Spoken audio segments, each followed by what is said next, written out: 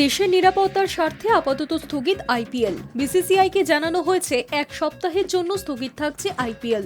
কিন্তু তারপরও কি টুর্নামেন্ট শুরু করা যাবে? প্রাক্তন ভারত অধিনায়ক সৌরভ গঙ্গোপাধ্যায় মনে করছেন অবশ্যই শুরু করা যাবে, কারণ পাকিস্তান ভারতের চাপ বেশি দিন সামলাতে পারবে না। প্রাক্তন বিসিসিআই সভাপতি সৌরভ গঙ্গোপাধ্যায় জানিয়েছেন, এই মুহূর্তে যুদ্ধের মতো পরিস্থিতি চলছে, ফলে এই সিদ্ধান্ত নিতেই হতো। আমার দৃঢ় বিশ্বাস আইপিএল আবার শুরু হবে। বিসিসিআই অবশ্যই আইপিএল শেষ করবে, আর এই পরিস্থিতি বেশি দিন চলবে না, কারণ পাকিস্তান এই চাপ বেশি দিন সামলাতে পারবে না।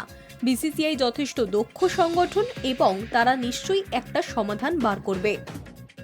जो सिचुएशन है अभी वॉर लाइक सिचुएशन, तो इसी में ये करना था, क्योंकि इतने प्लेयर्स हैं, इतने फॉरेन प्लेयर्स हैं, तो बीसीसीआई को यही करना था। और आशा करेंगे कि आईपीएल फिर शुरू हो जाए। और अभी तो इम्पोर्टेंट स्टेजेस है आईपीएल का, वो कंप्लीट हो जाएंगे। हाँ जरूर, BCCI will complete the IPL. और मैं समझता हूँ कि ये सिचुएशन ज़्यादा देर तक नहीं रहेगा।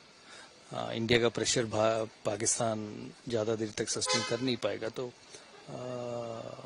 बीसीसीआई को ये करना ही था। स्पेशली धर्मशाला, चंडीगढ़, दिल्ली, राजस्थान, जयपुर, ये सारे वेन्यूज है आईपीएल के। तो जो सिचुएशन कल रात को रहा है, तो उसी हिसाब से ये तो करना ज़रूरी है, और समय के साथ ठीक भी हो जाएगा और मैचेस भी होंगे।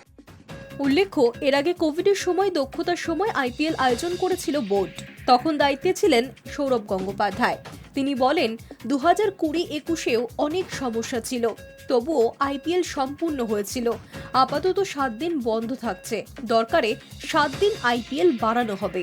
পাকিস্তানে লাগাতার হামলার চেষ্টা করা হাতে বানচাল করছে ভারতীয় সেনা। জল, স্থল, বায়ু 3 ক্ষেত্রেই ভারতীয় শক্তির পরাক্রমে রীতিমতো হিমশিম খাচ্ছে পড়শি দেশ। এই আবহে ক্রিকেটারদের নিরাপত্তার খাতিরে আপাতত 1 সপ্তাহের জন্য স্থগিত করে দেওয়া হয়েছে আইপিএল। বিসিসিআই সহ সভাপতি রাজীব শুক্লা একথা ঘোষণা করেছেন। প্রসঙ্গত, এখনও আইপিএলে বাকি 12টি লিগ পর্যায়ের ম্যাচ, 4টি প্লে অফ ম্যাচ সহ ফাইনাল। যদিও আনুষ্ঠানিকভাবে এখনও ঘোষণা করা হয়নি বাকি ম্যাচগুলি কবে হবে।